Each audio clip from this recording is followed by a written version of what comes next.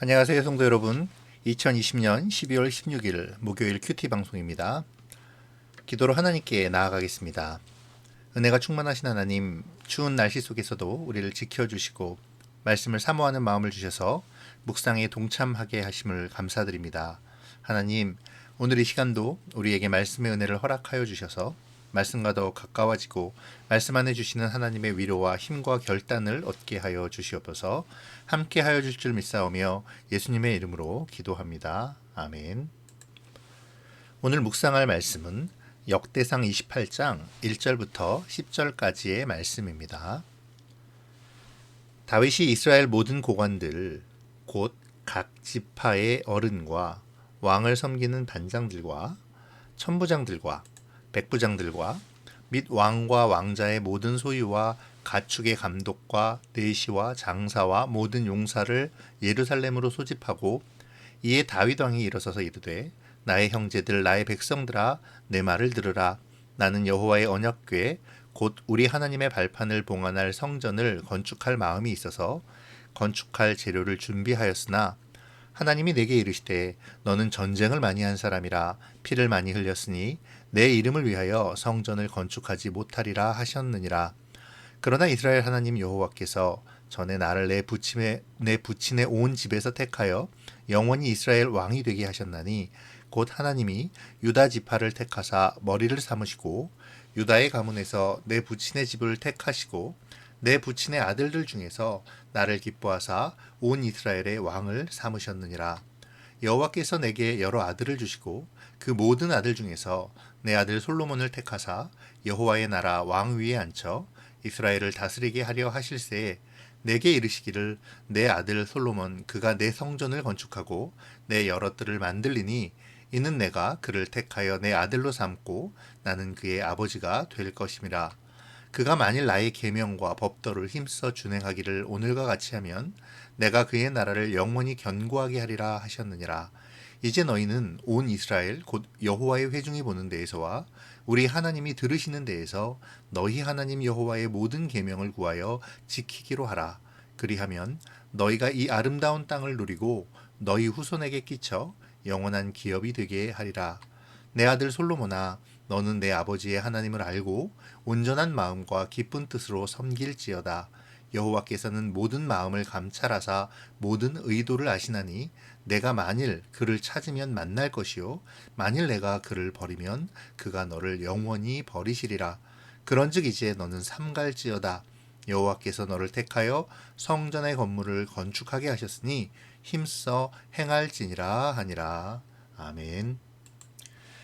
역대기 기자의 주된 관심은 우리가 계속 살펴본 바와 마찬가지로 다윗과 그의 왕조입니다. 그래서 역대기는 다윗의 족보로 시작해서 다윗의 통치에 대하여 집중적으로 기록하고 있는 것이죠. 그리고 그의 그 관심의 초점은 철저하게 성전과 또 그곳에서 드려지는 예배에 맞춰져 있습니다. 성전 건축을 염원하는 다윗의 관심은 하나님을 어떻게 하면 잘 섬길 수 있는가였고요. 또 이 문제에 대한 답을 역대기서는 성전을 중심으로 한 예배에 있다라고 선언합니다. 그런 의미로 다윗은 이스라엘이 주변 국가에 대하여 군사적으로 확고한 위치에 서게 되자 곧바로 성전 건축을 위한 준비를 시작하죠. 22장에서 27장에 이르기까지 그는 성전 건축에 필요한 물적, 인적, 행정적인 준비를 구축합니다.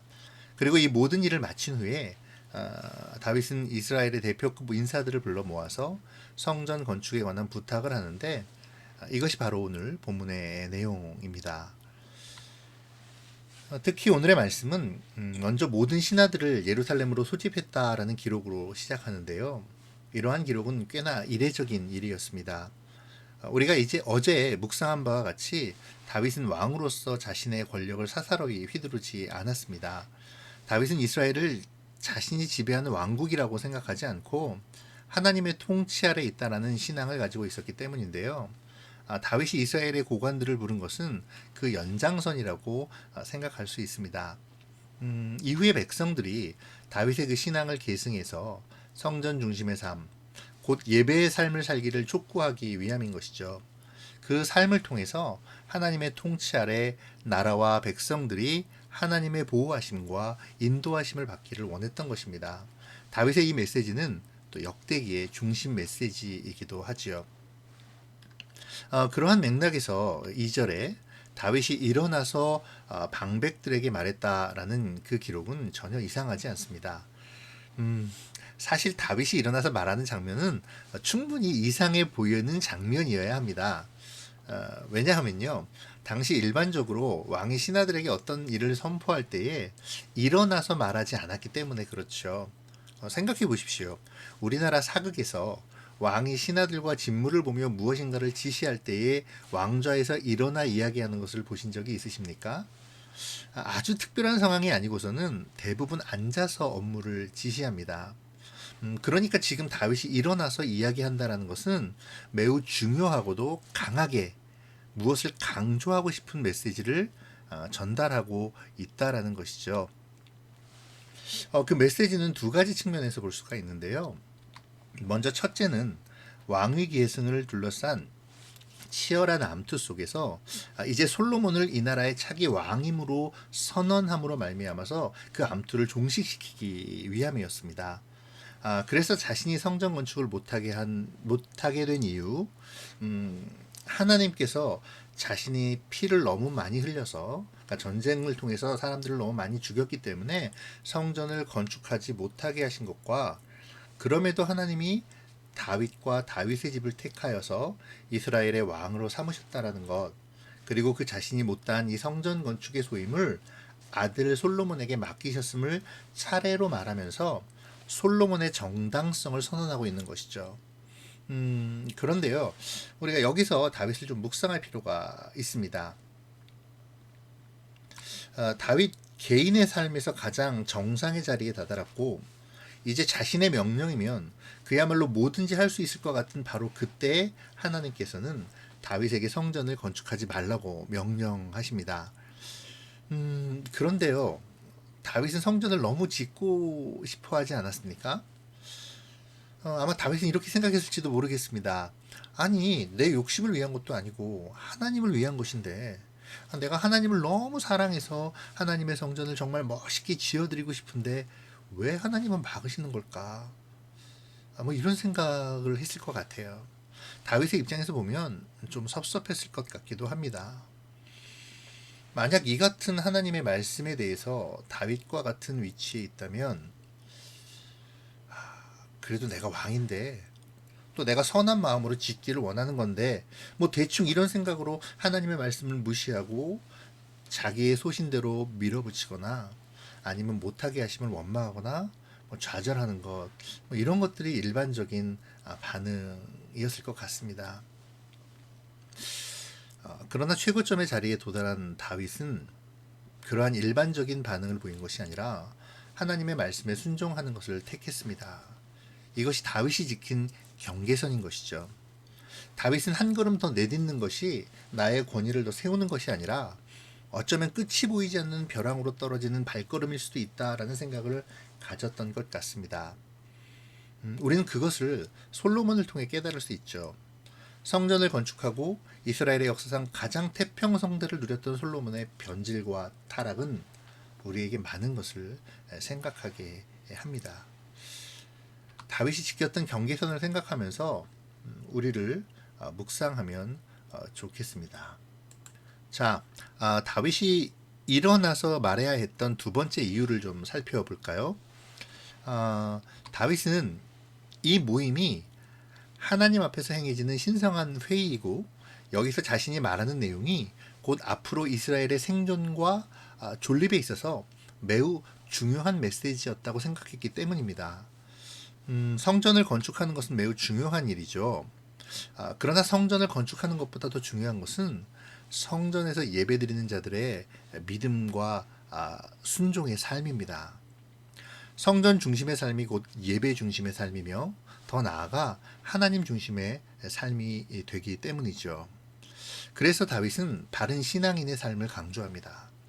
아무리 아름다운 성전을 건축한들 이스라엘 백성들의 삶이 하나님의 말씀에서 벗어난 삶을 산다면 그들의 앞날을 보장할 수 없다는 점을 다시 한번 상기시켜 주는 것이죠. 다윗 왕은 어쩌면 엘리 제사장 시대의 언약궤를 블레셋에게 빼앗겼던 그때 당시를 떠올렸는지도 모르겠습니다. 아니 자신이 직접 목격한 우사와 오벳에돔의 사건을 회상하고 있을 수도 있습니다. 하나님의 임재의 상징인 언약궤라 할지라도 하나님을 경외하는 마음과 사랑하는 마음이 없다면 하나의 상징에 불과하며 오히려 죽음의 원인이 될 수 있었음을 백성들은 알아야 했습니다. 중요한 것은 언약궤에 임재하시는 하나님이시지, 그리고 또 그 하나님을 영접하는 백성들의 믿음과 순종인 것이지 언약궤 자체가 아니라는 것이죠. 실제로 지어진 하나님의 성전은 이후 몇 번이나 파괴되는 안타까운 일이 일어났음을 우리는 알고 있습니다. 또 지금은 이슬람 성전으로 사용되고 있는 그 안타까운 현실을 우리는 보고 있습니다. 하나님께서는 우리가 죄인임을 자복하고 예수님만이 나의 구원자 되심을 고백하는 우리를 자신의 자녀로 삼아주셨습니다. 그러므로 이제는 하나님의 아들이시자 우리의 구원자이신 그리스도를 통해 우리의 몸이 곧 하나님이 거하시는 성전이 되었다는 것이죠. 우리는 그 사실을 알고 또 믿고 있습니다. 그러나 우리의 믿음은 어떠할까요? 우리는 하나님이 거하시는 주님의 성전으로서의 합당한 삶을 살아가고 있습니까? 나는 나를 위해 십자가에 달리시려 이 땅에 오신 예수님을 위해 나의 삶의 주권을 내어드리고 있는지요? 기쁜 이 성탄의 계절에 나를 위해 오신 예수님, 그 예수님과 나와의 관계를 묵상해 보면 좋겠습니다. 이제 다윗 왕은 아들 솔로몬에게 조언을 하는데요. 내 아들 솔로몬아, 너는 내 아버지의 하나님을 알고 온전한 마음과 기쁜 뜻으로 섬길지어다. 9절 전반부의 말씀입니다. 일전에 제가 안다라는 이 히브리 단어 야다에 대해서 말씀드린 바가 있는데요. 오늘 다윗이 아들 솔로몬에게 하나님을 알라고 요구하는 이 부분에도 바로 그 야다라는 단어가 사용되었습니다. 잘 아시는 바와 같이 하나님을 알다에 해당하는 히브리어 야다는 일반적으로 아는 것을 뛰어넘어서 다른 사람과 인격적이며 친숙한 관계를 맺는 것을 의미하는 단어로 서로에 대한 신뢰를 바탕으로 서로에 대해 감출 것이 없이 샅샅이 아는 것을 의미합니다. 다시 말하면 하나님을 아는 것은 그저 제3자의 위치에서 하나님이 어떤 분이다라는 것을 대강 아는 것이 아니라 직접 하나님과의 어떤 접촉을 통해서 하나님의 어떤 분임을 삶의 경험을 통해 알아가는 것이죠. 사람과 사람 사이에서 어떤 상대방에 대한 아무런 관계도 없이 어떻게 그 사람이 믿을 만한 사람임을 알 수 있으며 또 그런 사람을 어떻게 믿고 따라갈 수 있겠습니까? 상대방이 어떤 사람이라는 것을 알 때에만 비로소 서로 간에 친밀한 교류가 가능한 것처럼 내가 하나님이 어떤 분임을 알 때에 내가 하나님께 반응을 하게 되는 것입니다. 우리가 말씀 묵상을 하는 이유도 바로 여기에 있죠. 오늘 야다라는 이 단어를 통해서 다시 한번 하나님과 나와의 관계를 묵상해 보시면 좋겠습니다. 이제 오늘 말씀을 정리하며 묵상의 시간을 좀 가져볼까요? 오늘 말씀에서 다윗 왕은 이스라엘의 모든 고관들을 예루살렘으로 소집합니다. 이스라엘 고관들에게 솔로몬이 왕이 되는 것이 하나님의 뜻임을 선언하고 있죠. 다윗 왕은 자신이 왕이라고 해서 무소불위의 권력을 휘두르려 하지 않았습니다. 자신의 권력이 하나님께로부터 위임된 것임을 알고 또 힘으로 솔로몬 왕을 왕으로 세우려는 것이 아니라 하나님의 뜻임을 천명하며 하나님의 뜻대로 이뤄가는 그런 다윗의 모습을 보게 되는 것이죠. 왕권으로 원하는 바를 이루지 않고 하나님의 뜻을 통해 이뤄가는 다윗의 모습과 나의 모습을 대비해서 묵상해 보면 좋을 것 같습니다. 또 모인 그 이스라엘 고관들에게 백성들이 하나님의 모든 계명을 지키게 하라고 촉구하죠. 다윗은 자신의 백성이 하나님께서 원하시는 백성이 되기를 원하며 성전 건설 이후에 그들이 어떻게 살아야 하는지에 대하여 촉구합니다. 이러한 다윗의 모습은 참다운 신앙의 리더의 모습을 잘 보여주고 있죠. 자신의 권력을 내세우지 않고 온전히 백성을 생각하며 그들이 하나님을 떠나지 않기를 권면하는 모습을 통해서 우리의 모습을 묵상해 보면 좋을 것 같습니다. 또한 무엇보다 다윗 왕의 촉구를 통해 하나님의 임재가 성전의 존재 여부가 아닌 우리가 하나님의 계명을 지키고 순종하는 데 있음을 기억하며 내 삶 속에서 어떻게 하나님의 계명을 지키고 순종해 나갈 것인지 구체적으로 묵상해 보는 것도 좋을 듯 싶습니다. 그 다음에 다윗 왕은 솔로몬에게 하나님을 알기에 더욱 힘쓰고 온전한 마음으로 섬길 것을 당부하는데요. 다윗은 솔로몬에게 성전 건축을 힘써 행할 것을 명하죠. 그러나 그 전에 먼저 해야 할 것에 대하여 이야기합니다. 그것은 하나님을 알고 온전한 마음과 기쁜 뜻으로 섬겨야 된다는 것입니다. 단순히 아는 것이 아니라 하나님과 아주 친밀하고 또 밀접한 관계를 맺어가며 그분의 뜻을 알고 그분을 기쁘시게 해드리도록 온전한 마음을 하나님께 맞추라는 것이죠. 하나님을 섬긴다는 것은 바로 그러한 우리의 마음의 자세로 하나님과 맺어가는 깊은 교제를 통해 이루어지는 것입니다. 나는 하나님이 거하시는 성전으로서 하나님과의 관계를 친밀히 맺으며 섬기고 있습니까? 하나님과 깊은 교제를 맺어감으로 매일매일 또 순간순간이 하나님의 기뻐하심을 입고 아름다운 땅을 누리는 그러한 우리의 삶이 되어지기를 주님의 이름으로 축복합니다. 기도하겠습니다. 고마우신 하나님, 오늘도 묵상의 시간을 허락하여 주시니 감사를 드립니다. 오늘 말씀을 통해 다윗이 성전을 중요하게 여겼던 이유를 바라보았습니다. 성전보다 중요한 것이 바로 하나님과 깊은 관계를 맺어가며 하나님의 계명을 지키며 하나님이 원하시는 삶을 살아가는 것임을 알았습니다. 하나님, 우리 자신이 하나님이 임재하시는 그리스도의 몸된 성전임을 깨닫게 하시고 하나님과 동행하며 하나님의 사람으로 합당한 삶을 결단하고 또 삶 속에서 그 삶을 드러내게 하여 주시옵소서. 오늘 말씀 가운데 우리와 함께 해주심을 감사드리며 예수님의 이름으로 기도드립니다. 아멘.